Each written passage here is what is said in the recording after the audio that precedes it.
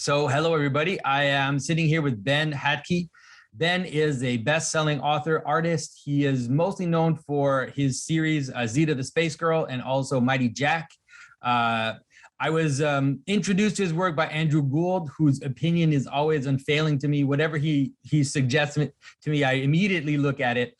And I found in his stories with my kids as well, just a wonderful, boisterous storytelling, deep understanding of storytelling and of myth and of fairy tale, but also connection to science fiction, just very well-rounded storytelling. So if you have kids, even as adults, I enjoyed them reading them as adults myself. And so I'm really happy to be able to talk to him. He has a new book coming out next month called Julia's House Goes Home, which is a third part of a series of picture books. So you can also check that out and make sure to get that as the months coming along. So I'm looking forward to this conversation.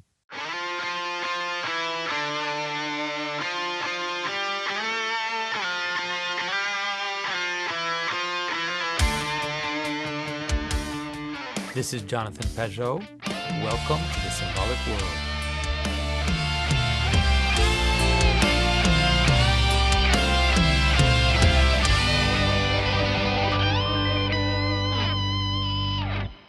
So Ben, thanks for agreeing to talk to me. I was a little surprised that you agreed because you're kind of a big shot, I guess, in the art world. But I was really, and I found out that your wife, at least you and your wife, have watched my videos, and that your wife kind of follows me. So that was a very interesting connection for me. Yes, you were a big shot in our household, apparently.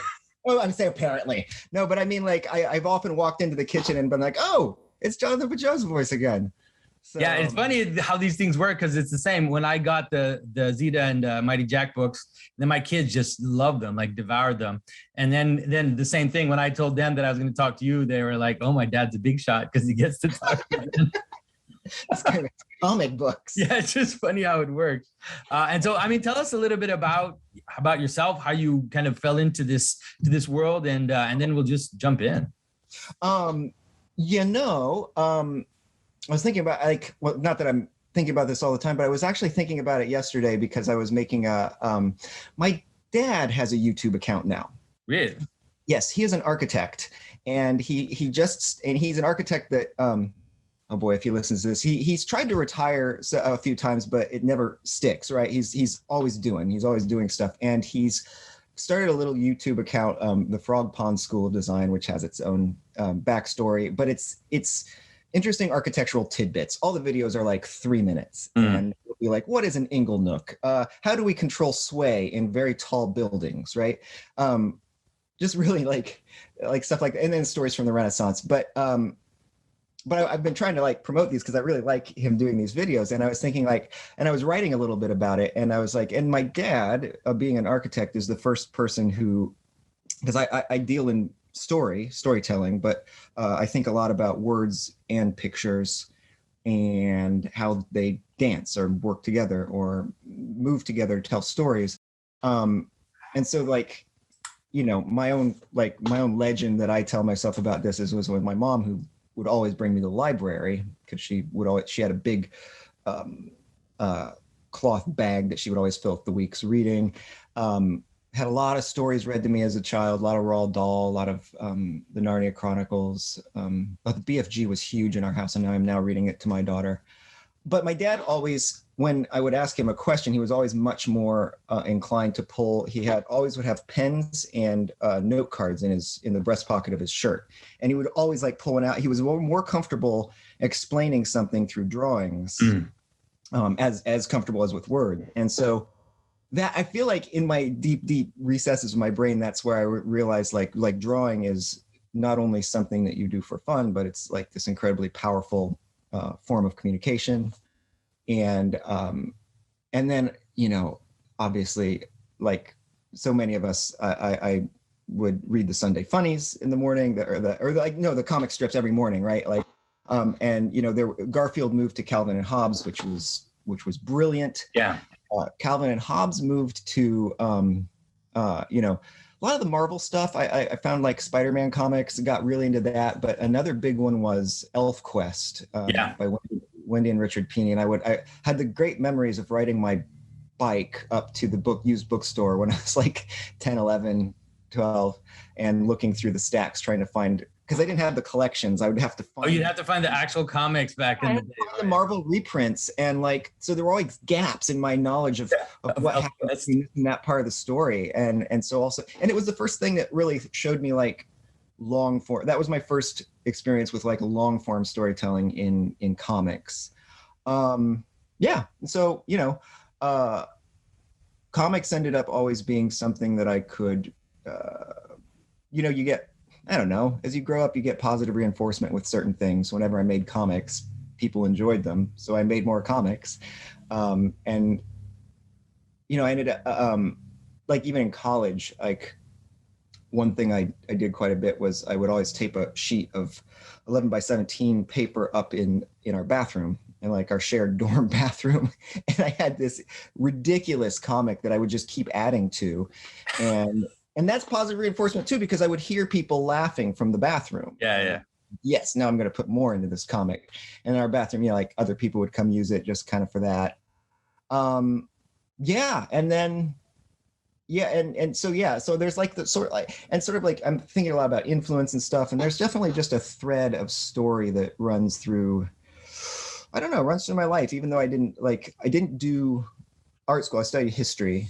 But then, when I was doing freelance art and design after I was married and just starting out, I was doing just a lot of like design work, like Photoshop work and illustrations for textbooks, things like that. Mm-hmm. And then got to this point where I wasn't getting any better. But at that point, I had met the group of artists online, the Flight guys. So I kind of got my break. There was an anthology called Flight, mm-hmm. where a bunch of artists of different. We all seem to have like a similar. We all grown up loving the Studio Ghibli movies, yeah, the Miyazaki movies, and we all kind of had a similar sensibility. And at that point, there wasn't much in the way of middle grade comics, like young people's comics. This is like all these guys are there. It's Kazu Kibuishi who went on to do the Amulet series, like Reina who does Smile and all these things. Oh, okay. So this whole kind of movement came out of this message board that Kazu started, and this anthology of comics that we all put short stories into.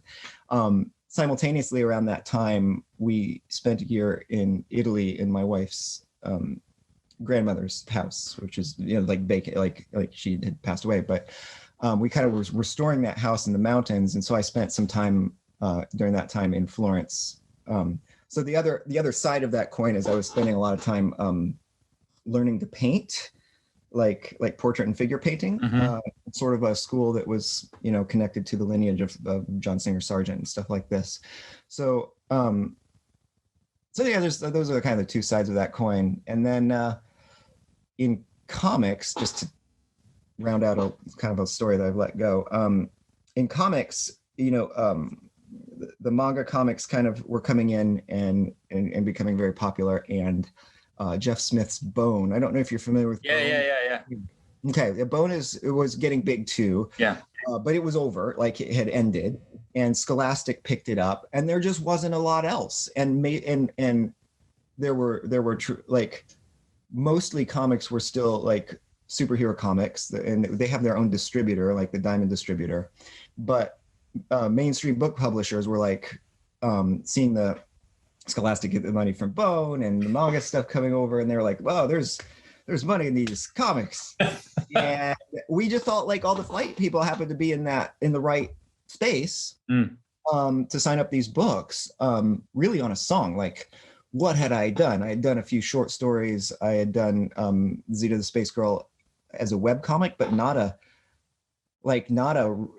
reliably updating webcomic. Like there wasn't a ton, but they signed me up for a book because they wanted books. And and from there I was able to keep doing it. So now I'm making comics and picture books and prose stories and other stuff. Yeah.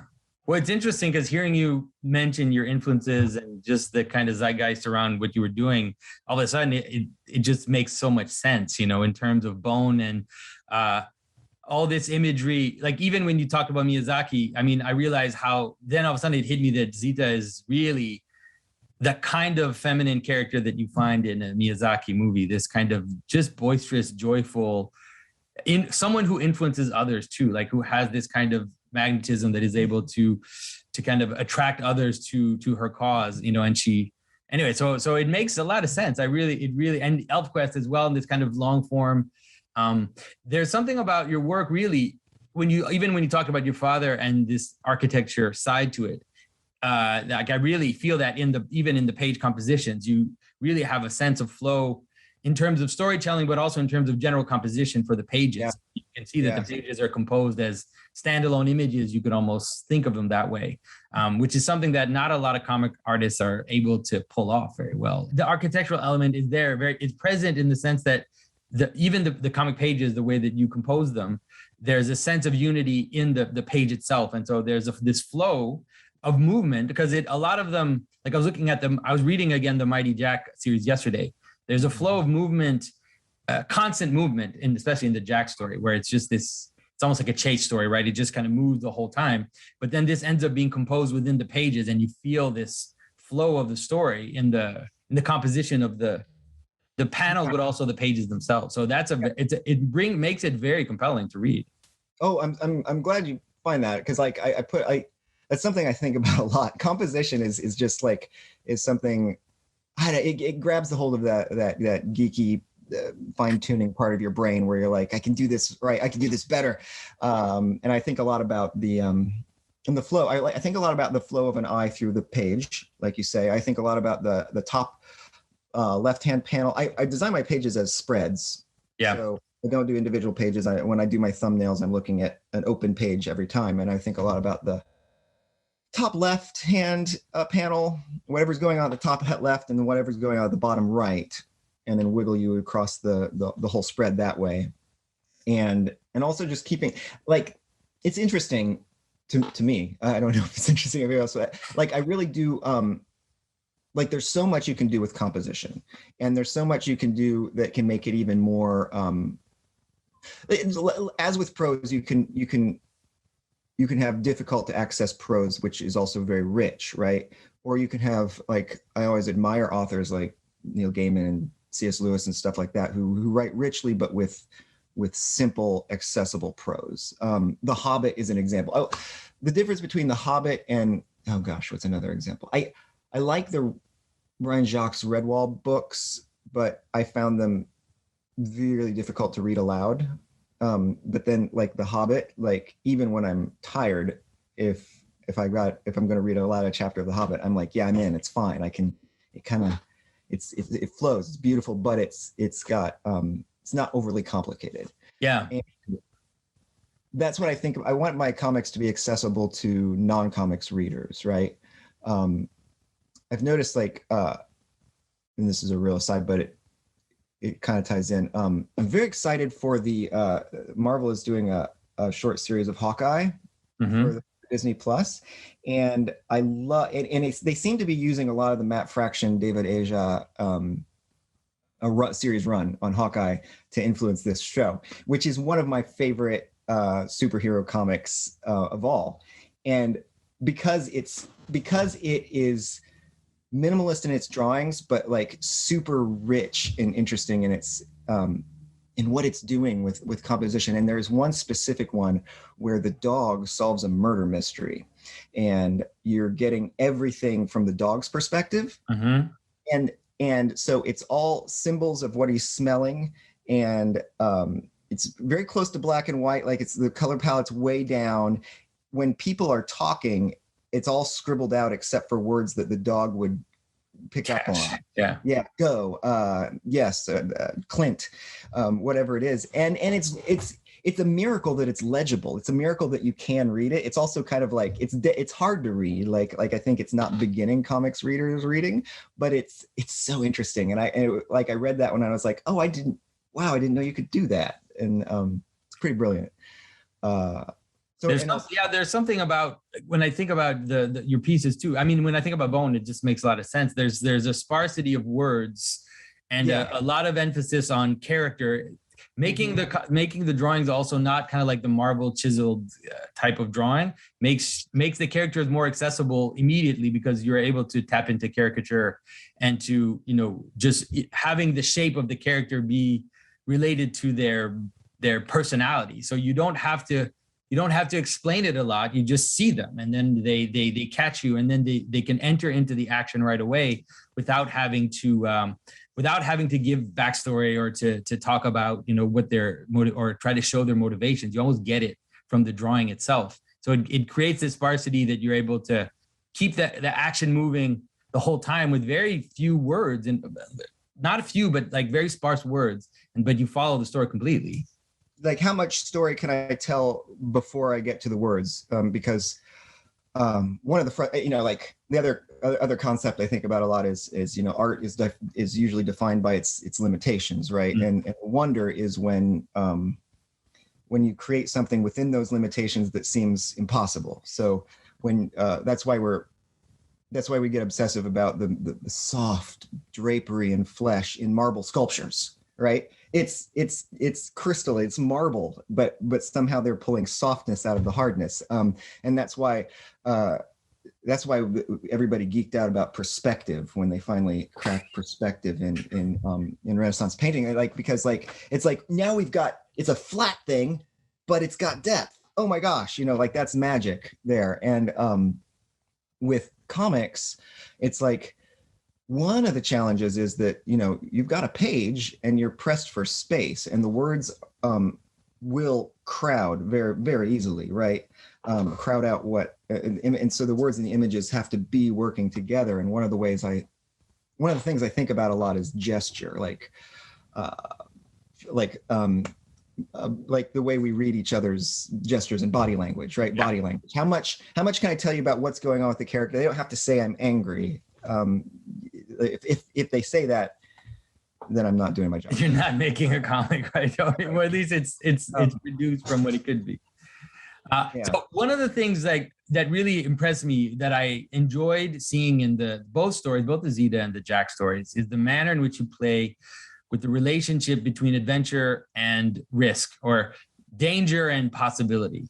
You know, in the Mighty Jack story, one of the main tropes is that they grow this garden, and this garden is like an alien garden, and it is murderous. Like, it's super dangerous, and it could kill them. But then out of this kind of murderous, dangerous, wild garden, they're able to gather power. Let's say they're able to kind of get both power and then, let's say, test themselves in a way that refines their character. And so, I mean, I think it's important to understand that. To me, it's something that I found very beautiful, at least for a kid's story, especially in a world where kids are just inside all the time. Like, this is our world. Like, we have a world of safety, let's say, where people are obsessed with safety, but you seem to kind of explore this danger as also possibility for development, let's say. I don't know if you want to talk about that a little bit. Yeah. And also, and also it's like expanding their world, right? Like, the garden ends up being a gateway to another world, and it's just making these kids' world larger. And that was the kind of the crux of that book. And that, especially when also Jack's also essentially a caretaker, right? So like, he's also got this question of like, it's not just me.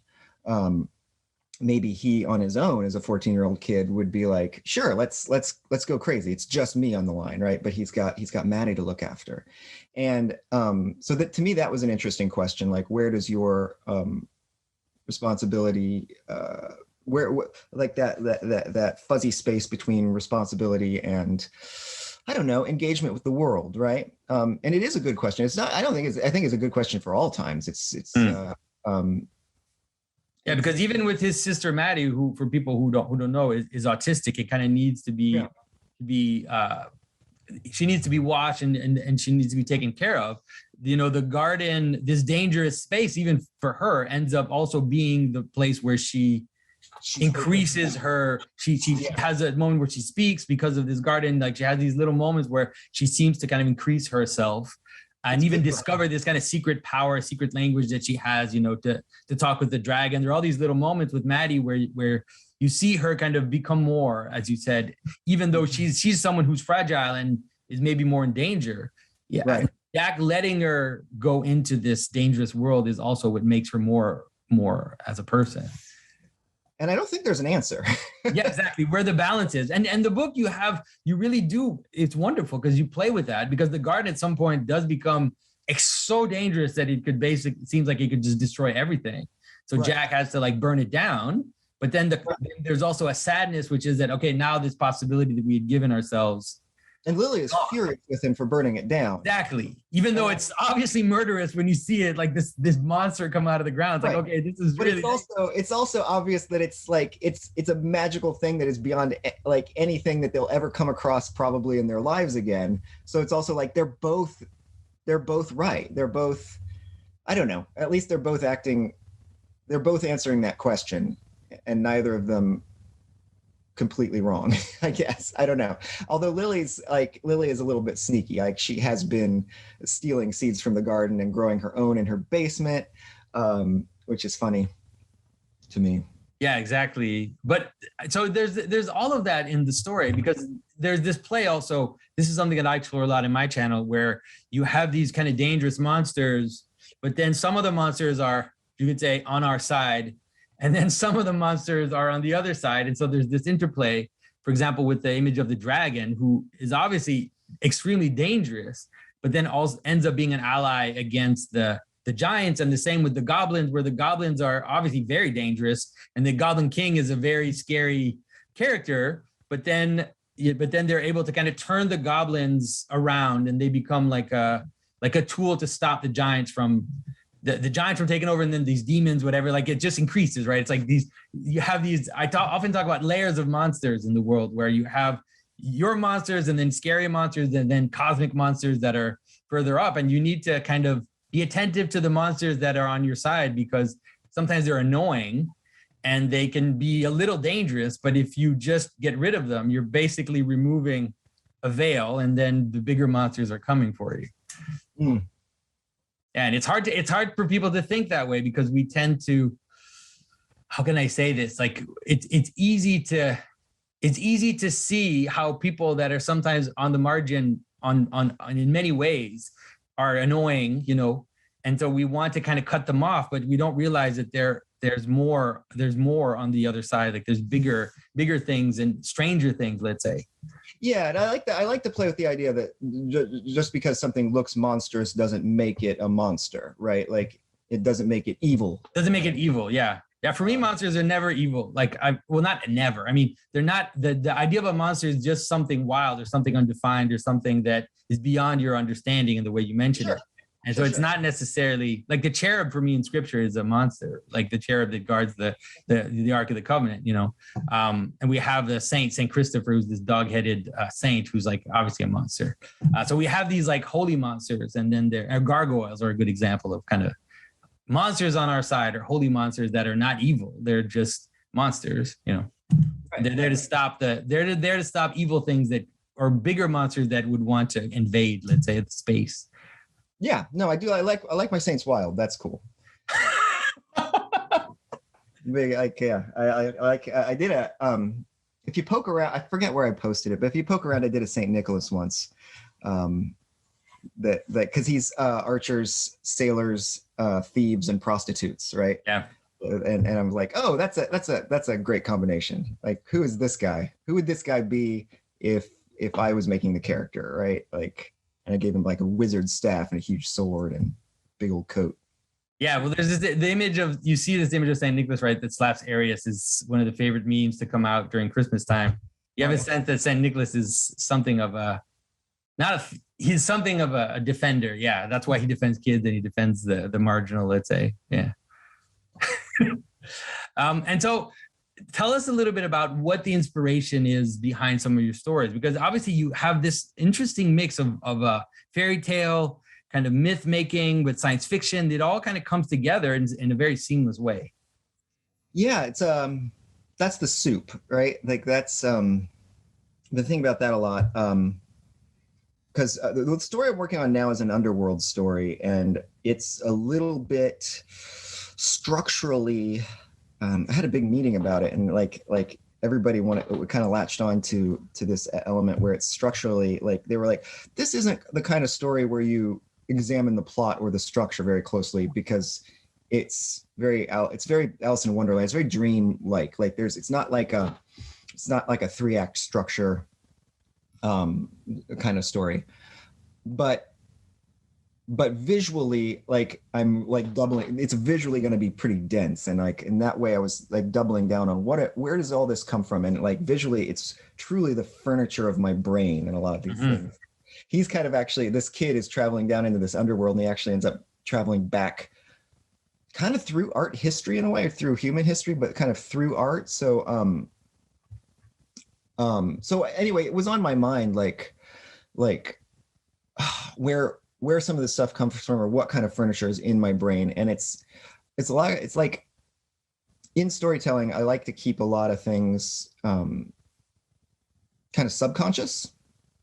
So, and then like once you get the story down, you're like, oh, that's where that comes from. So a lot of it's just like, but I think part of the job of the storyteller is living, right? Like you can't just hole up and make stories. You have to live and experience and take in, and you're kind of a conduit, always taking in, and then kind of weeding out and seeing what sticks in your own mind, and then kind of digesting all of that, and then telling your story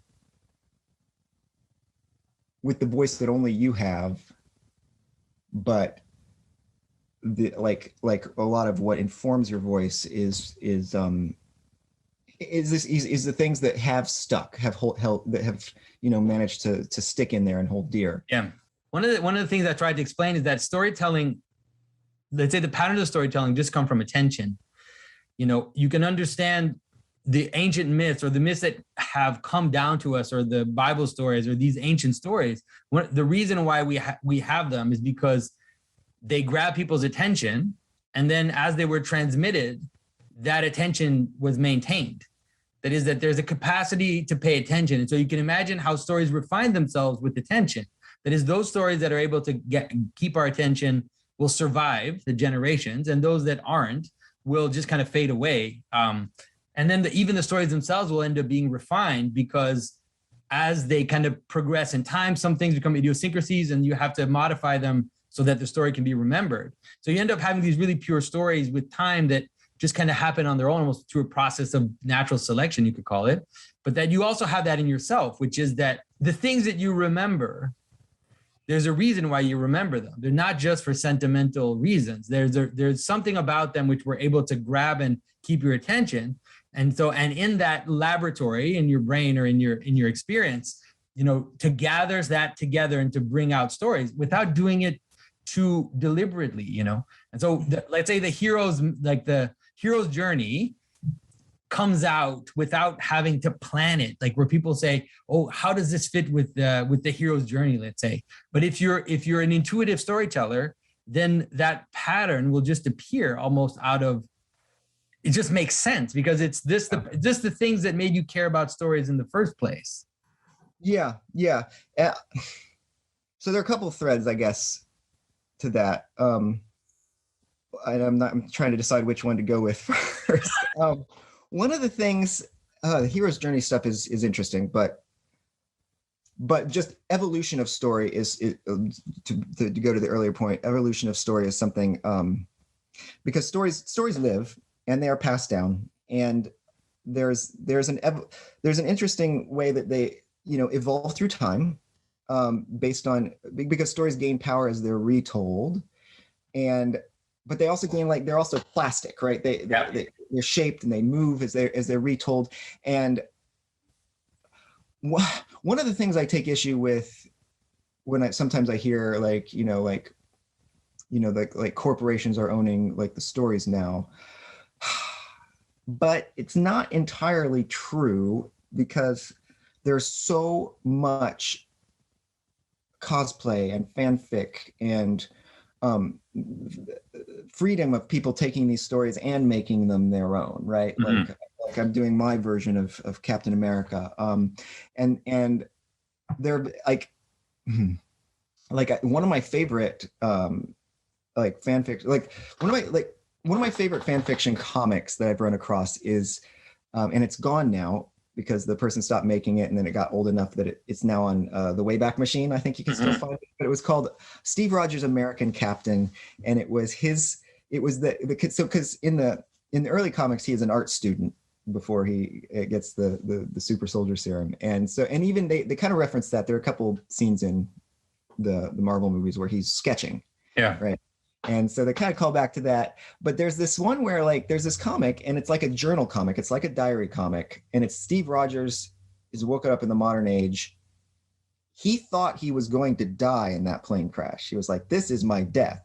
And so it picks him up, and it's like, okay, he's this powerful guy, but he's also got PTSD from war, and he's also catching up on art. So he's like, I'm going to make a journal comic about my experiences. And it's just the most touching thing where somebody latched onto this character and humanized him so much, like as a person. And there's one thread where he goes to a gallery show with Pepper Potts, and they sit outside talk. It's very human. It's like there's no battles or anything in it. They just sit outside talking about their lives. And at one point he gets kind of worked up about something, and she's like, that's really scary, because, and you realize he's realizing in his mind there's part of his mind that's still 95 pounds, right? Yeah. And he doesn't realize that sitting next to Pepper, if he's like, and then that she's gonna be like, you could kill me with Iron Man. Yes. So like there's a lot of people doing that, and like just taking these stories and making them their own. But then with the hero's journey, I got into this once, a discussion about this, kind of with like a group of onlookers about the hero's journey and stuff like that. And like I feel like I never quite made. I feel like I have since kind of refined my point about it. I think that some of the story structure stuff that works time and again, because there are valid points that like some of the hero's journey stuff can carry some cultural baggage, right? That, you know, every new time can re-examine and say how much of this we want to keep. But I think at a base level, this idea of the structure of the hero's journey, and the way Star Wars plugs into it, stuff like this, I feel like that is a little bit like, I feel like it exists the way rhyme scheme exists. Yeah. Outside of us, right? You can have all these discussions about poetry, but you have to admit like ABBA rhyme scheme is a thing. It exists whether you want it to or not. And so you know, all the cultural stuff around it aside, the idea of the hero starts out, takes one step back, takes two steps forward, big thing, new status quo, right? Like you move from status quo like to we see what the status quo is. There is the call to do something different, there's the refusal of the call, there's the acceptance of the call. Things get worse and worse and worse until they reach a breaking point. Now we're in a new status quo. Like that's the hero's journey at its like most baseline level. So I feel like that's just there, and it is exciting to me to look at that as a basic rhyme scheme for storytelling and realize that you don't have to tell stories that way, but it's a super basic rhyme scheme that you can know. And also, now that you know it, what interesting things can you do with it? Yeah. And a lot of the stories, a lot of the edgy stories, or let's say the experimental stories or the more modern stories, what they're doing is that they're not doing that basic story on purpose to make you notice that they're not doing the basic thing. So even when you kind of go away from this, you know, like, let's say, like you said, like situation, problem, resolution, or return to another situation. Sometimes it doesn't mean that there's an actual resolution of the problem, but a transformation and then to another state. It's like, and then if you look at crazy, you know, Dada type storytelling, or people try to break that structure, you notice, oh, you're trying to break that structure, and then the structure still continues to exist because you keep trying to break it. So any experimental story ends up, in a way, even reinforcing that pattern, because you notice it as an exception. You see it as something which is trying to be different. And so it just comes back to, it just becomes, like you said, almost like it's almost like the pattern of breathing. It's just like how you even recognize that something is a story is because there's, I keep telling people that the world is full of facts, right? The world has a million amounts of facts. So if you string them together and for people to remember it, it's not arbitrary the way you do that. It has to have a certain pattern or else people won't even be able to recognize it as a unit, right? Won't even be able to say that's a story. It's framed with a beginning and an end, right? It has characters that have some kind of continuation inside, or at least some theme or something which holds it together, or else it looks fragmented and we struggle to even remember it, let's say. Sure. But I do think there are I do think there are many stories, right? And so I do think that, these stories that I think of as rhyme schemes, I still have to admit that there's jazz, right? Like there's still, and those kinds of experiments, breaking out of, I'm not a musical expert, but breaking out whatever came before is what leads us to jazz, which brings in its own richness in finding, I don't know, in new patterns, new ways of doing things. I feel like the same thing happens in mathematics and in physics and stuff like this. The other thing though that called to mind with what you were saying was another thing I've been thinking about a lot is stories as survival information, coded survival information. This is something that I don't know if you're familiar with Brian McDonald, and he's written a book called Invisible Ink. He's got a podcast called the You Are a Storyteller podcast, really good. And he's like a master. He's masterful at talking about story. He's a great screenwriter and storyteller. But he talks about stories as sort of as at their root, at a fundamental, almost evolutionary level, it's coded survival information. You've got the La Brea tar pits. You can find, a saber-toothed tiger in the tar pits. Or no, you can find you can find a mammoth in the tar pits. You can find a saber-toothed tiger on top of the mammoth in the tar pits. You don't find a person on top of the saber-toothed tiger on top of them because they had a story about the tar pits. I saw this thing go in there. It didn't come out, right? Story as simple as that. And then there are certain stories, another proof of it, or example, I guess, of this would be I can say the tortoise and the hare, and you're slow and steady wins the race, right? And if I sit down a child and I say, now, if you go, sometimes the slower route is the better route to win the race. They're not going to remember that. But if you tell the tortoise and the hare, it's in there, right? And it's in there, and now that you say it, and they immediately are thinking so. But anyway, so I do like to think about that, and I think about living stories as the ones that contain, I don't know, not fact but truth, or useful information. Useful. What do you mean by living stories? I mean the stories that make it. The stories that from a I don't know if I've never thought about the Darwinism of storytelling, but I mean I don't know, the ones that keep the ones that survive. Yeah, there's a meta process that you talked about where it's the story is about survival, but then the fact that stories survive is also a meta version of that. This is what I was trying to point to before, the idea of attention, which is that these stories survive because we tell them. Basically, that's what it is. We transmit them to the next generation, and that's why they survive. But there are implicit reasons why we do that. That it's not arbitrary. The horrible sitcom, that in the 90s that we don't even remember the name of, that we don't remember it and we won't pass it on because it just didn't keep our attention. It wasn't good enough, right? It just didn't have what it takes to kind of survive. Whereas other stories do survive. So my question is, one of the things that I've been thinking about a lot is the difference between our world, which is full of entertainment stories, which I appreciate. Obviously, I like them. I live in this world. But there's also a way in which this is much different from ancient cultures that had participative story.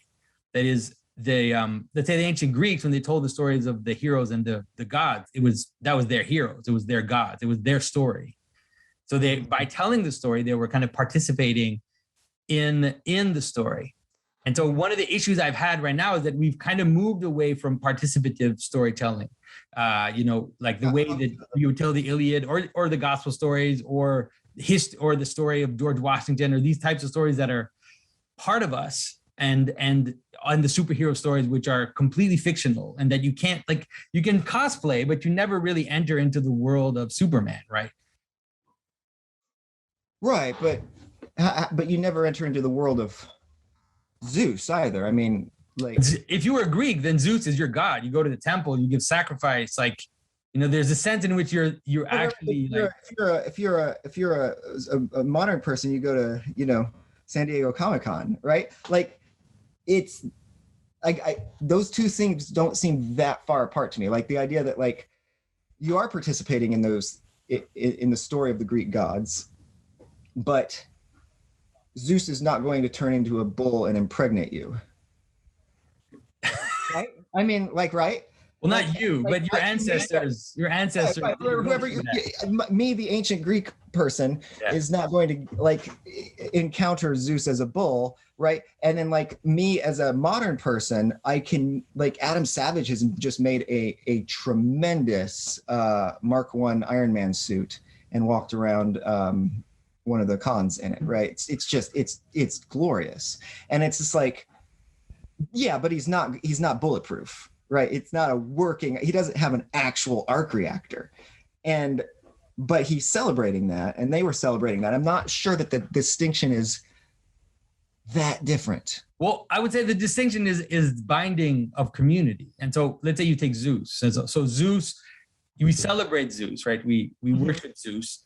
And then Zeus binds us together. So when we exist together, right, we know that we're all looking towards Zeus as the thing which holds us. Let's say it's usually not Zeus. Let's say Athena is better, because Zeus is a little far off there.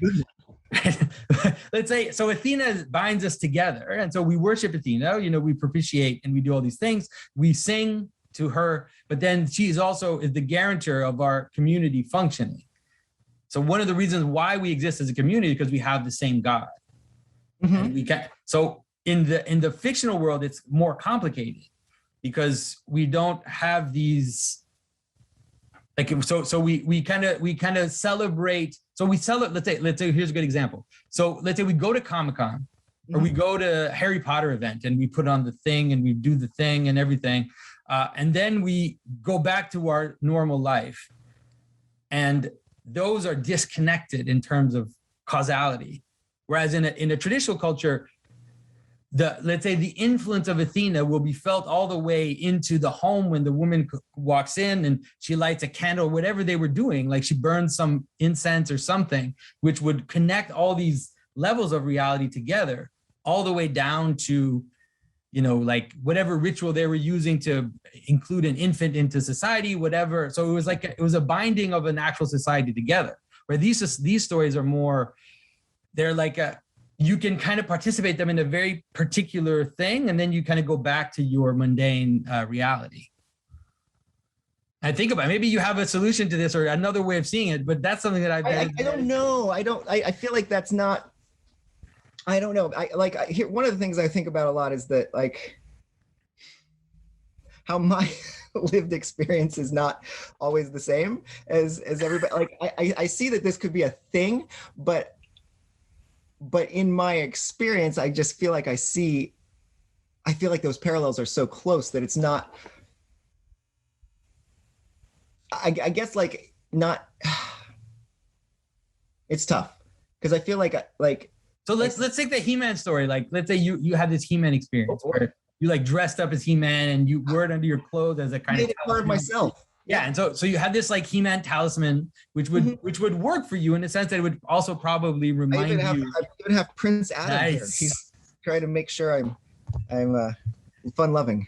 But the idea would be that it would act as a talisman for you, even where the He-Man vestment would remind you of the values that He-Man proposed, because he did. Like, there were morals at the end of every show. Like, it was like, you should act like this and that. Oh gosh, He-Man, those guys knew what they were doing. I think it's great. Like, I think it has, and it works with you. Like, it actually had almost like a liturgical effect on you, like like people are going to think I'm being heretic, but almost like a sacramental effect on you. Like you wore the thing, it formed your values, and made you part of the person you are, et cetera, et cetera.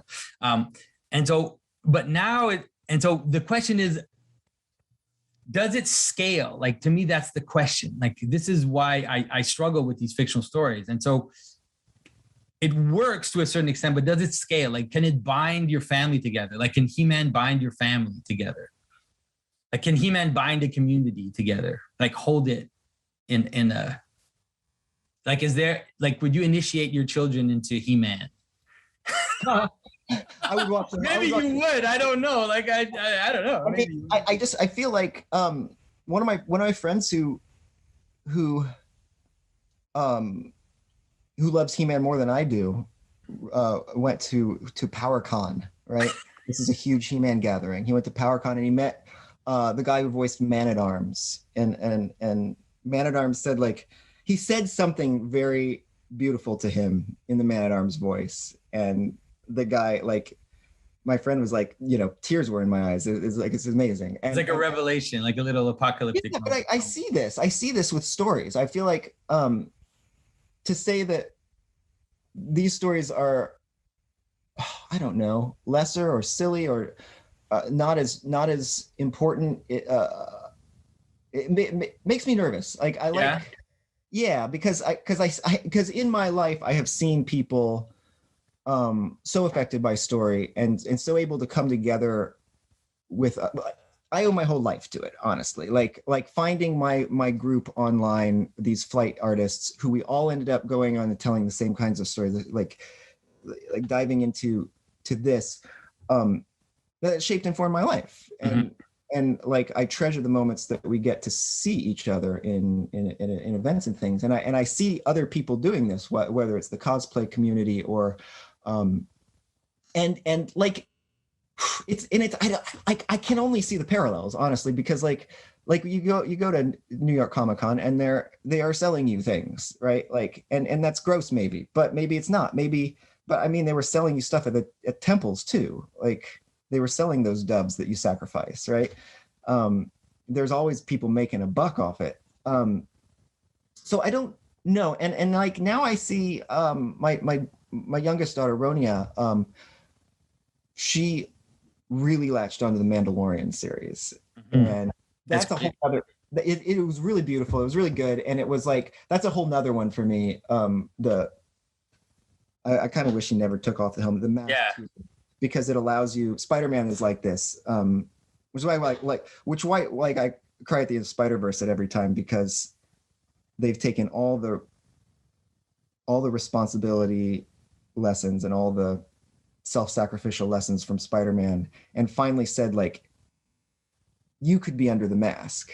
It could be. Yeah, I've talked about that before, but I talked about it in the sense that it's like, it really is the desire for religion, but it's like a weird version of it. Like, it's basically saying you could be, you know, you can kind of live in Christ, or you could live, you know, you can manifest this in the world, but it's weird, because it's like, no, I mean, not really, right? I mean, you're not Spider-Man. Right, but or you can't, like, can you, I don't know, like, I mean, flip the question. I'm struggling to see how that works the other direction. Like, how it works. So the way it works the other direction is that, for example, you can imitate, or you can imitate Christ, because Christ basically self-sacrificed himself. Mm-hmm. And you can imitate Spider-Man the same way, though, by sacrificing yourself. Yeah, Aunt May tells Spider-Man, he's like, sometimes like a hero. Like, what did she say? She's like, heroes. I believe there's a hero in all of us. There's like something that makes us noble, keeps us brave. Yeah, I think that's true for sure. Sacrifices, and then it says, and sometimes it means giving up the thing you want most, even your dreams. And I'm still a real sucker for the defining a hero by what he wants and then not giving it to them. Yeah. That's, I mean, I think that for sure in Spider-Man, that's definitely a powerful thing about him, which is that Spider-Man is always sacrificing. That's his story. He's always not getting what he would like to have, and he has to sacrifice that to a higher order. Right. And that's where that, yeah, I don't see. You don't see the difference. I don't see the difference completely. No, I mean, I see how it's beautifully human, and I see that Spider-Man is a person given great power, but we all are in some sense. I find those stories honestly also a lot about puberty, really. Like, yeah, for sure. Yeah. Times when you change and you become stronger, men and women, happens in different ways and same ways in some ways, but because you just physically get larger, you get to the point where you, whoever you are. You kind of explore that in the Jack. Tantrum now, you are a danger to your parent. Yeah, right? yeah. You explore that a little bit in the Jack series. You get a sense that that's kind of what's going on with Jack as well, like that he in that transition spot there. And he has that, like, I feel like Zeta's like, I like to have characters who like have flaws, but they're always going to be they can control them, right? They learn to control their flaws, but they're not like over it, right?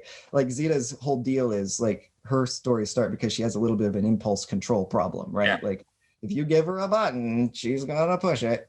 Like, she can't not. And she probably gets that under control, but it's still her first impulse, right? One of Jack's impulses is to control the situation. When really, I'm going to do this, he's like, I'm going to force you not to. And that's one of the points where things kind of go bad for him. And he does it in the next book too. It's like he doesn't quite get over that.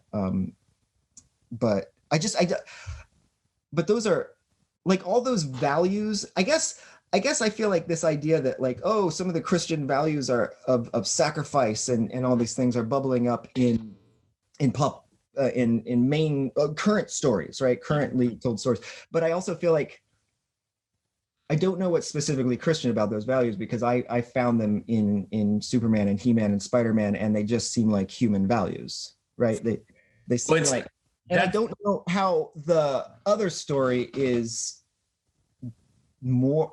How is it fundamentally different? Well, if you look at ancient epics, for example, like the theme of self-sacrifice, at least the way that it's presented in the Christian story, is not really there. It's maybe hinted at. It's sometimes there's something which could maybe be around it. But if you think of Achilles, for example, I always give this example. It's like Achilles in the Iliad is brooding in his tent and doesn't want to participate in the battle because they took his sex slave away from him. Sure. And he goes back into battle when they kill his friend, and it's like, all right, now it's time to have revenge over my friend because he was killed, and he goes overboard, and there's all this going on, and you see the same with Hercules is a hero, but he also slaughters his children. Like there's a sense in which the heroes of the ancient world are these terrible kind of figures that are extremely powerful and that you have to fear and kind of you kind of have to be careful of. Whereas the Christian hero, which becomes exemplified in the knight, is the hero that has power, which he gives to those that don't have power. And that's basically the basic structure of the hero since the advent of the Christian story. And it's so serve the less powerful. Yeah, exactly. And so that becomes like just a trope. And then, so you see it in He-Man, you see it in Superman, you see it in basically every popular story, because it's been a major transformation. Like it's a major transformation in the way we understand what even hierarchy is. Like what the purpose of having these people above us is that they're there to love that which is below, right? The purpose of the leaders is not to just clamp down on us and control us, but is to give back and to kind of to give themselves for those that follow them. So to me, that's like the major Christian difference between ancient stories and stories. Even you find hints of that in Buddhism. Like there is a sense in the idea of the bodhisattvas who refuse nirvana in order to help those that are still in the world. And so it's like, yeah, that's quite close to the Christian story, but it's something which is it's not an obvious story. It's obvious to us because we've been living in it for 2,000 years, but it's not that obvious in terms of ancient myth for sure. Okay. Yes. That Yeah, I will grant you that, definitely. Well, no, I mean, like a lot of the ancient myths is like a lot of the Christian story is the flipping of might makes right to the flipping of that power structure, right? Yeah. The mighty are there to serve the weak, right? Or that is maybe just our human calling, like to serve those below us. But I am still struggling to see like why there's only one story to tell that, really. Well, no, there isn't. It's fractally. What's wrong with telling it with Spider-Man? Like, No, there's nothing wrong with it. Lesser about telling it with Spider-Man. I think, once we say like, well, Spider-Man's the one that said, with great power comes great responsibility. So, but why can't I make a character who also lives the value of with great power comes great responsibility, and just like, Spider-Man's awesome. You can go to Spider-Man if you want, but there are many stories, and the best stories, like the tortoise and the hare, are true, right? But not factual, I guess is what is the deal. Like there are times, like you learn from the tortoise and the hare, that very often taking the slower methodical route gets you to the end first, or if it's a race or whatever. But then, like, there are times in life when you want to sprint, right? Like, or where that's the correct call, right? Is to just go sprint. But if that story becomes too crystallized and too formalized and too and that and if we look back in history, there's an actual turtle that tells you've got to take the slow and steady rate. That's otherwise it's a sin, right? Yeah, no, that doesn't work. Okay, that's the story. That's taking the story as true and then conflating it with fact. Yeah, right? Yeah. Well, for sure that these ancient stories they're how can I say this? They're more organic than that. Like they don't like you said. That's why in a lot of these ancient tropes, ancient stories, sometimes you'll find like adages that are actually the opposite of each other. Sure. And those coexist together, right? Because it's like you say was it far from, I forget, sorry, I'm French, so it's like I don't have the adages in English. So far from heart, far from mind. Is that an adage in English? Oh, okay, I can see that. Yeah. Right. So you can say absence makes the heart grow fonder. And then you say far from heart, far from mind. Yeah, they're different. Yeah. Right. Okay. So it's like it's actually two opposites. So it's like if you're far away from something, it makes you forget it. If you're far away from it, it makes your heart grow fonder for it. Right. They're actually both true. But like you said, you don't want like it to turn into a rule system. Like, out of sight, out of mind. Out of sight, out of mind. Sorry. I'm French, people. I was like, I know it's in there. Yeah. Anyways, but to come back to the idea of to me, it's all about participation. Like I said, that's why I don't see it like, you don't have to see it as opposed. I think that there's a way in which these, let's say the Christian story bubbles down, like bubbles up and kind of fills up and manifests itself in all these different stories. And that's great. It's actually wonderful that happens. But there's also a way in which, like I said, I see when you say go to Comic-Con and everything, I get it. Like there's something, it's not nothing. But it's not. Say it about the Mandalorian. I don't mean to interrupt you, but yeah, go ahead. But I feel like I'm gonna forget this. I feel like watching my little daughter. She's 10 and she latched on the Mandalorian, and now she's got a helmet, and we're like making her some Beskar armor, and we all as a family enjoyed watching this series together, like as an event. And then now she plays Mandalorian in the yard with her friend, and they build it out of Legos. They build little worlds, little Mando worlds out of Legos. And then also if you play that opening theme, that music that goes along with it, like it's just one of those things where we're all there, right? You can blast that through the house. And it's just like, it's real. Like, yeah, I'm not questioning it. It's not quite as formally ritualized, but on the other hand, it's young. Yeah, but it's also not like, I think that so let me paint you the other portrait, right? Which is a village that has a church in the middle of the village. And the building is actually higher than all the other buildings. So when you look out your window, when you're walking around, you can always see the steeple above as the point of reference for all the people in the village.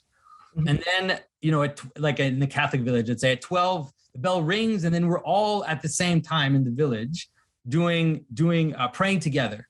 Mm-hmm. So we know, we can't see people doing it, but we know that the entire village is praying together at the same time, kind of looking towards this central space. And then on Sundays, we kind of go into the church. Everybody kind of goes into the church together. Then people celebrate the same thing. And then we move out and we go back into our homes, and we have a fractal version of that, which is that at meals, and like I said, when the bell rings, then we'll have this celebration we do together. So what it does is it creates, so the community is bound together by this common celebration. And so in these fictional world, which like I said, it works. Like in The Mandalorian, what happens is you have these little things that pop up, but ultimately we're watching society kind of fragment. Mm-hmm. So like our suburbs are just, suburbs have no center. Suburbs have no place of communion, right? Suburbs have no common goal or common project. Sure. And so it's like this breakdown, and it's manifesting itself in all these little smaller versions of liturgy, like you said, say The Mandalorian or Marvel or Star Wars and all these, or manga or whatever. But ultimately you can feel this breakdown. Yeah. Okay. No, I mean, I've lived there, so I have that village.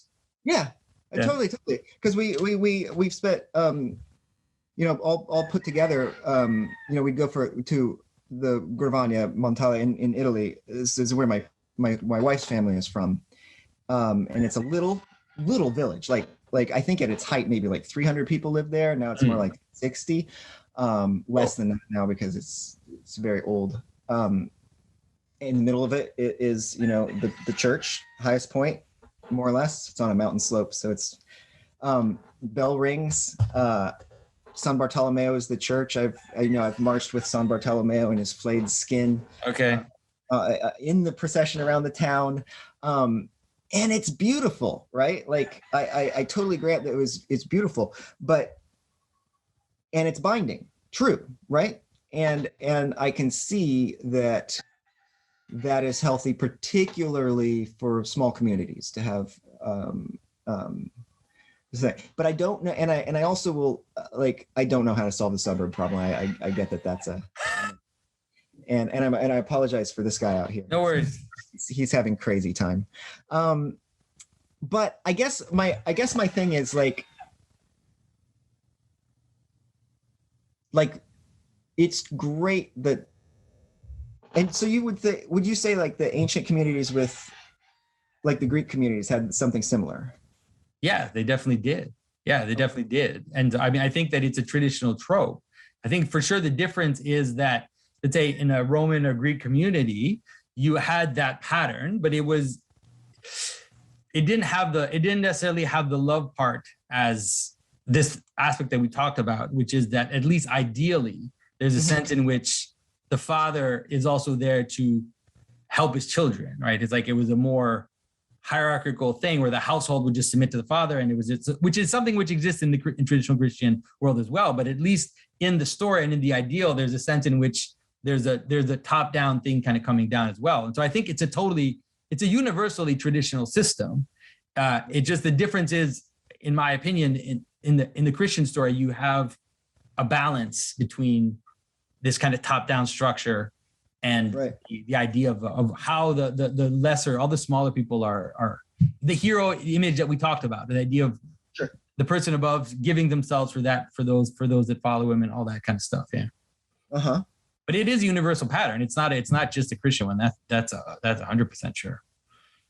Which part's a universal pattern? That the idea of binding ritual, like the idea of ritual, of celebrating, of sacrificing, all of these gestures that we pose to kind of connect ourselves with something higher and then bind ourselves to those that are around us.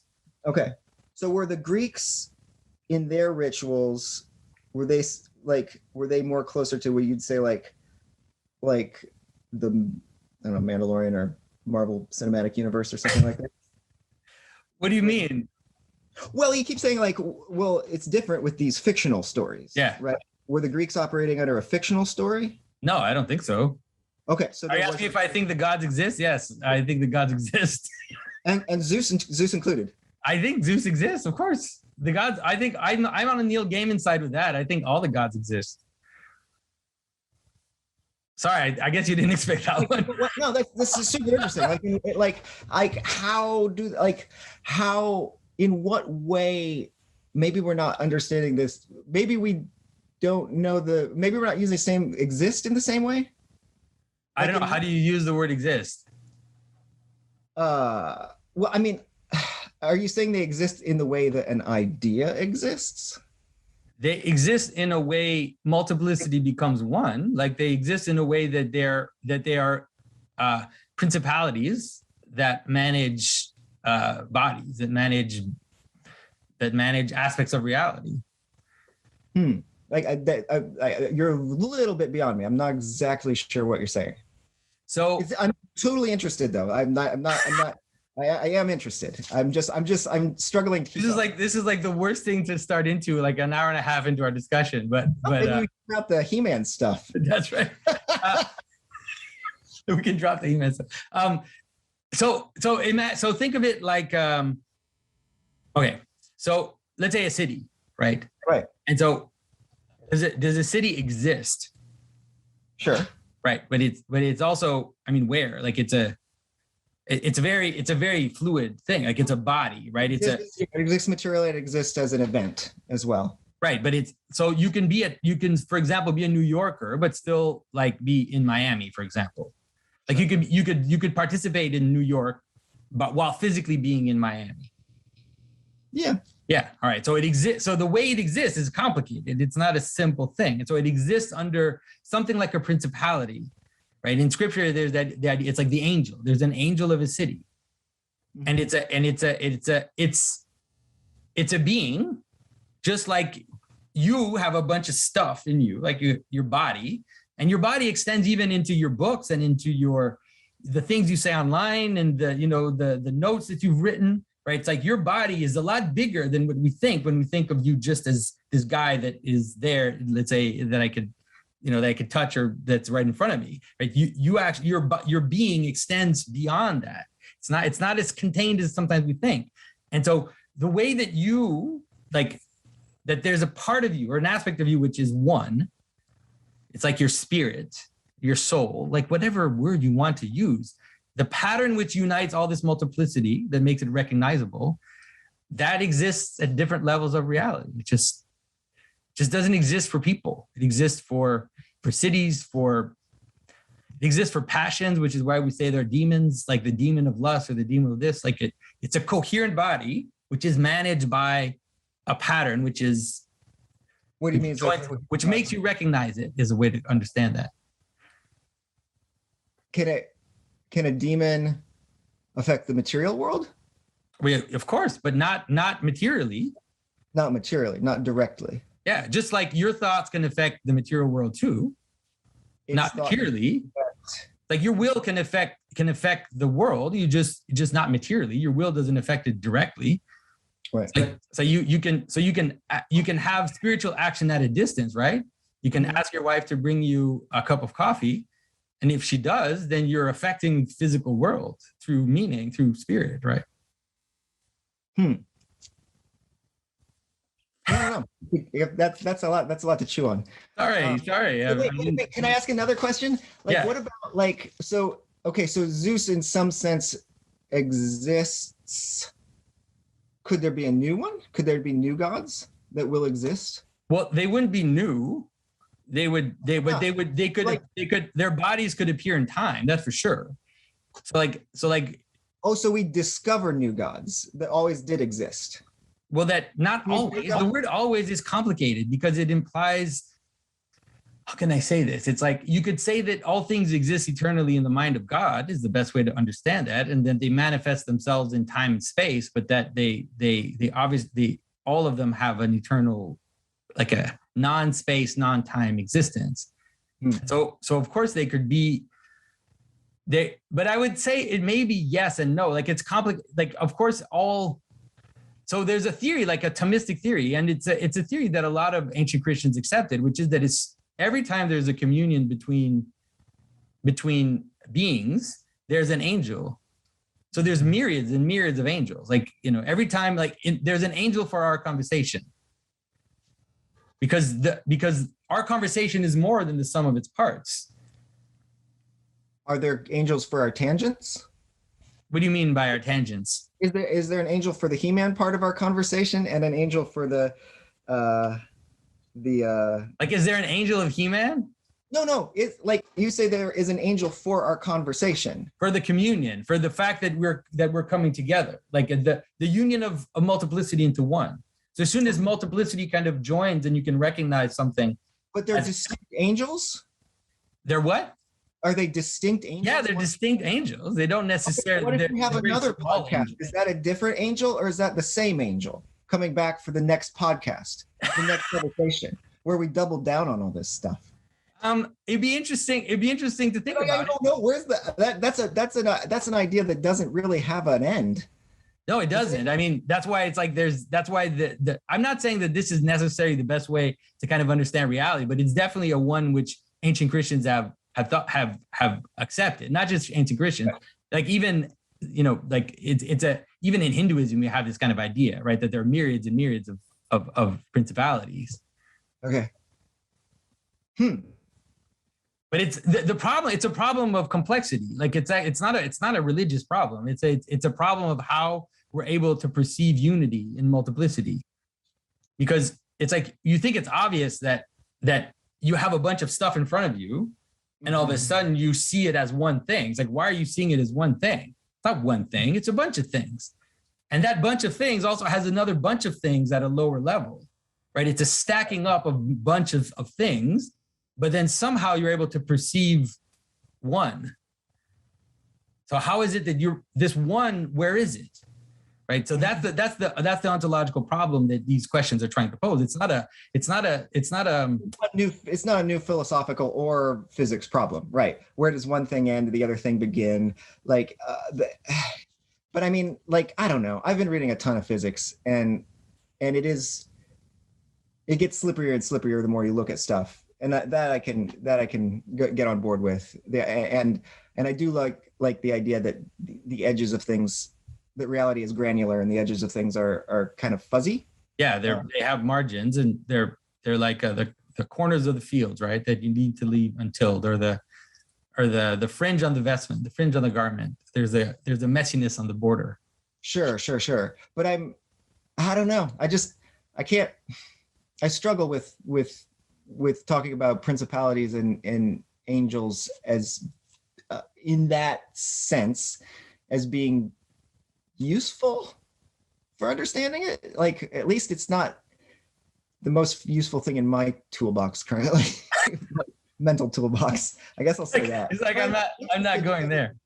It's like you're coming up with some interesting stuff, but I'm struggling to get it, I guess. Yeah, that's okay. I mean, I didn't expect us to go in this direction anyways in this conversation. I'm like, I kind of pulled you into a world of a world that's difficult. It's not the way that modern people think, let's say, but it's definitely, it's something that it's coming up in the problem of complexity and the problem of emergence. Like, how is it that how do these phenomena coagulate into one, right? How is it that quantum fields stack up so that you can say, it's like, you can say that's Ben. And it's like, that's a pretty intense thing that I can notice that you have unity, because you're a bunch of stuff, not just a bunch of stuff in space, but a bunch of stuff in time. And the fact that these join together into one being is something which is difficult to account for unless you have something like a Platonic structure. Like it doesn't. The ideals that exist outside of everything, the one true apple. Yeah. Right, but it's not that's why in the Christian vision, or at least in the Orthodox vision, it's not that simple. It's like, it's not just that the form of the apple exists outside the apples. It's that it exists within all the apples, right? And the apples exist within it. It's not disincarnated. It's an incarnated metaphysics, you could say. So it's not like there's a world of the forms of apples, right? And then there are the particular apples. It's that this is actually, it's an incarnate reality, right? The form of the apples are, you could say, hiding in the apples, and the apples are in the form, so that you're able to perceive the apples as a discrete thing. It's like, sorry, I feel like this is going like way off to the 10 of things. But let me rope it back into the. Yeah. All right. Talk about the storytelling. Well, I'm talking about, I'm thinking like the one, I guess I get nervous when all of it leads to there being one true story, which is also definitively historical and therefore has primacy over every other story. Like the story of Jesus. That relegates all the other stories to being glimmers of the one true story. And that is an idea that I have grown uncomfortable with. Yeah. That. Yeah. But there's another way to present it, which is not necessarily all the idea that they're just glimmers, but that there's a, how can I say this? There's like a fractal reality, which is that reality is full of, let's say, the story of logos, right? Right. But that's the logos. That's the logos, the whole thing. You're giving a fractal reality a center. Yeah. That you mean the fact that that the story of Jesus like encapsulates, let's say, all these stories together. And then by definition has to be factual. In a way that the story of Zeus is not historical. You mean that it's that, well, Zeus is not embodied. Leda and the Swan. Did that happen? Sorry? Leda and the Swan? I don't know. Take it. Why am I on a Zeus kick today? That's so weird. Yeah. But any one of the people who was who Zeus turned into animal Zeus and got pregnant. Yeah. Why am I on that today? Why are we talking about all of Zeus's rapes? Is that what you're wondering? Yeah. It's an interesting psychological question going on here. But did that happen? So you could say that it didn't happen in the same way that we say that the story of Jesus happened. George Washington crosses the Delaware, or signing of the Declaration of Independence. Right, and so there's a hierarchy of events in the world, and they don't necessarily happen at the same level, and some of them have more intensity and more brightness, and some of them are less incarnate also as well, you could say. And so for sure, the way that Zeus impregnated his different ladies is not the same way that we talk about the resurrection, let's say, or that we talk about the story of Christ. But to say that it didn't happen, I think it would be pushing it. Do we talk about the resurrection of Christ in a similar way to the signing of the No, I hope not. I hope nobody does that, because it's obviously not at the same level. It's a different level. It's hinted at in the scripture, right? Closer to the Zeus level than to the... I mean, the idea would be that it's a kind of, it's a place where it all comes together. And so in a way it is something that happened, but something which is beyond description at the same time. But it's not a fable. At least no Christians believe that it was a fable, like that it was something that happened in a more subtle way, let's say. So a lot of the old stories are more subtle. Like they seem to be happening at the psychic level, or seem to be happening at a psychic level of the version of a community, like something like that. Like, how you have ideas and imaginations. And so let's say a community can have that as well. And so a lot of these stories seem to happen at that level. And so they're not exactly the same as let's say the stories about Jesus. Okay. So, but stories about, okay. Yeah. Sorry, it's like this is going happening. Those stories are happening at more of a psychic level, which is different from the story of Jesus. Was it happening at a more psychic level than, say, Ford making the first Model T? I don't know. Yeah, you're trying to find something that is historical. Well, we seem to be on a. There seems to be like a what do you call it?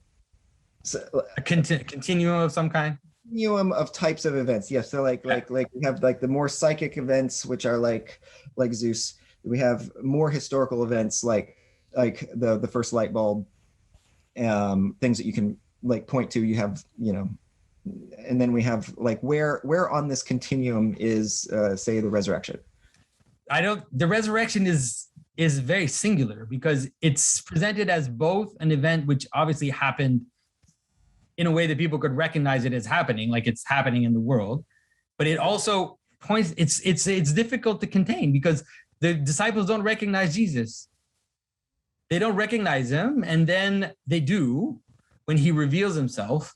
And so it's very mysterious. I think it's made to be mysterious. It's made to be mysterious on purpose, so that you don't think that it's as mundane as, you cutting your fingernails, but that it's also not something which is imaginary or a fable, but that it somehow is a place where all of this kind of comes together. And that's why it's got primacy, and we can toss out Zeus, but not that. We don't have to toss out Zeus. We don't worship Zeus, but people remember the story of Zeus, right? About things that bring communities together. It does not have to be Athena.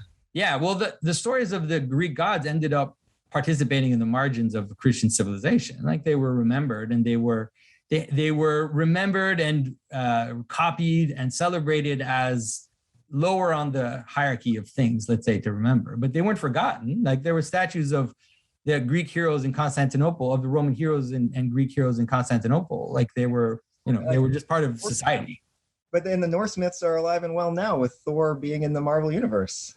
Yeah, like literal Thor. So it's like, so I get like, but that's more of the evolution of story. Like that's an organic, I don't know, like stories in time, growing, changing, being adopted by different people for different reasons and different ways. Yeah, but there are ways it'd be interesting to look at it, because there are ways in which the story of Jesus, let's say just the actual story of Jesus, that it takes storytelling to its limit. And so it's very difficult sometimes to imagine how you could go beyond some of the stories that are told, let's say in his story. Sorry, go ahead. No, go ahead. You go ahead. I'm sorry. I get excited and I interrupt in it. So like the story of the descendant to the underworld is a good example that I like to use, which is that the descendant to the underworld is like a universal story. You see it in every culture. It's always there. Like there are versions of it, different aspects of it. And you go down to visit, to get some wisdom. You go down to save someone. You succeed or you don't succeed. And so you see it in the epics, and you see it in the different myths. And so now Jesus has a version, which is to go down into the underworld. And then he goes down into death, and then he takes everybody out. Mm-hmm. And then he destroys death. And so that's the end of that story. So it's not like, you can participate, you can have other versions of it still, like it's still kind of fractally will continue to manifest itself, but it's reached a limit of storytelling, which is that story of the descent into the underworld has kind of reached its, like their death is abolished. So it's like you could say, why is it that they're the ones who thought of telling that version? Like, you could kind of find, but if that's the one true best ultimate version of that story, the fullness of the underworld story. As me sitting here, I have two questions. That's the first. So first question number one, with that being the fullness of the underworld story, I sit here today with the book on my desk is writing an underworld story. Yeah. That I feel that marginalizes my underworld story a little bit. But I feel like why would I? The best has already been done. All I can do is be a glimmer or a fractal reflection of that story. Right, but that's not like the idea of being a fractal reflection of the ultimate story is something that's always what we've been doing. It's not like it's not like this was always what's been going on. Like it's always been a fractal reflection of some story which we recognize, and then we're kind of participating in, and we're showing different sides of, and then everybody can kind of see that this is connecting us to something which we can't totally describe, or that stirs us in a way that we can't completely exhaust. But that continues to be true. because the point, let's say, where that story comes together has happened. It doesn't mean that there isn't this like joy of participating in it. I don't know. I mean, it doesn't affect me. Like I would still tell an underworld story because Dante still told an underworld story, and it was one of the best underworld stories to ever happen. But it didn't reach the limit, let's say, of the story of Christ. Like it actually participates in it, because even in Dante's story, you get this sense of how all of this is been transformed by that event, and how it's also even more interesting hints about how. Yeah. Anyways, I won't go into that, but yeah. Sorry. Okay. So what about this? Like I'm having a hard time figuring out where the line is between. And the way we're talking about it now is takes a lot of thought.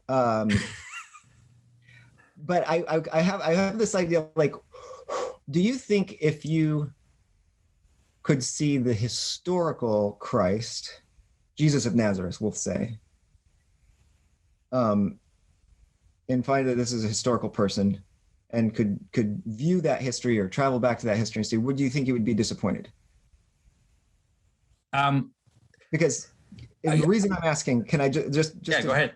To flesh out that question, my other totem that I have here with me.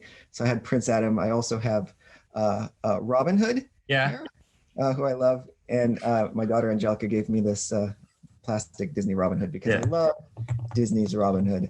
But like Robin Hood's hard to figure out where it all came from. But it's possible that there are like a couple. Like early medieval contenders for maybe the origin of the Robin Hood story. I feel like if I went back and met one of those guys with, Disney's beautiful Fox Robin Hood, with Errol Flynn, with the many other versions in my mind, it would be nothing short of a disappointment. Yeah. I think you're right, but I think that's part of the story. It's actually in the Jesus story, what you're saying. Right? In the Jesus story is people being disappointed in Jesus, and not seeming to be what they expected him to be. And so the way you think about it is completely right, but it's contained in the story. So there's a sense in which the Logos is hidden in his manifestation, and the fruits of his hiddenness appear as the story continues to unfurl. And so when Christ resurrects, or when there's when they receive the Holy Spirit, you get a sense that all of a sudden they see all these little aspects of his story, and they're able to connect them in a way that at the time they were too blind to kind of see. But I think you're right. I think that probably if I was there, especially without the knowledge that I have now, I would probably be one of those people that didn't recognize the Messiah because that's exactly how the story is actually told. Interesting. That's good. No, this is all very interesting stuff. We should probably go. I mean, it'd be nice to have another conversation. Because it's like I have run out of questions. You run out of questions. Well, listen, I'm sorry I kind of took you on this crazy. I didn't expect it to kind of go in this direction. Wild ride. It was a wild ride. So thank you for your time, and thank you especially for your books. And once again, I want to encourage people to especially if you have kids that are, kind of middle school age, even from younger is fine too, and even for adults as well. Like they're just really great stories and very positive and very boisterous, great characters. So I really appreciate what you've done, and I'm happy that you were willing to talk to me. Oh, thank you so much. It was a pleasure. All right, and also maybe remind people of the upcoming book, Julia's House. Julia's House goes so really quick. It's just kind of my job to plug this book. I feel so. Yeah, you have to plug the book. This is Julia's House Goes Home. I had a blast, particularly illustrating this one with my watercolors. So I'm happy with the story, and I feel like it ended well enough. So And Ben, think about all the things you talked about. Let it mull over. I'll also think, because you really provoke me more than a lot of people in terms of the fiction story. And it's like, I've been just saying this, and now you're like, oh, pushing me here. So I'll think about it as well. And maybe we'll have another conversation at some point. Maybe we will. Thank you so much. All right, it was good to meet you. I want to present you a new series of graphic novels called God's Dog. God's Dog is a very loose and epic exploration of the legend of the dog-headed warrior saint Christopher, one of the most surprising and peculiar traditions of the ancient medieval world.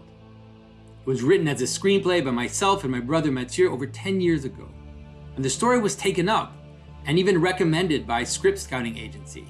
It was requested by several Hollywood studios, but this story was, of course, too big, too strange, too surprising for Hollywood. And so now, with all the control of its potential, we bring you this groundbreaking story in full color as a series of graphic novels. The story is set in a Tolkien-style mythical version of the biblical world, filled with hidden codes, ancient relics, angels, giants, dragons, and populated with fictional versions of mysterious monks, warrior saints, and more symbolism than you can imagine. God's Dog contains all the intensity and subtlety of our symbolic thinking, the world-class layouts and artwork of Cord Nielsen. All of this bound in a mysterious and powerful story arc, which is available to all, from wide-eyed 10-year-olds to the most seasoned of readers. The entire story, with all its action and complexity, is already completely worked out, and the first book is near completion. Now all we need to do is deliver it to you. We're crowdfunding this because it is only the first step. We've already been contacted by even international publishers for this. But we want to knock this out of the park so that our artists can do this full time and deliver the oncoming books at a regular and steady pace under our control. I myself will personally not be taking any profit from this first book, but rather I want to use this to build what we need to tell this full epic with all its cosmic proportions. So along with the graphic novel, we are also producing a crowdfunding-only add-on, The Secrets of God's Dog Sourcebook, a beautiful volume in which you will find my original drawings from more than 10 years ago, an exploration of the symbolism of St. Christopher, and an exclusive text by Mathieu Pajot on the symbolism of the biblical Samson. This is the first thing that Mathieu has published since his groundbreaking book, The Language of Creation. So jump into the margins with us. Be part of this shift in storytelling, where the end becomes the beginning and where the monster carries the king into a new world.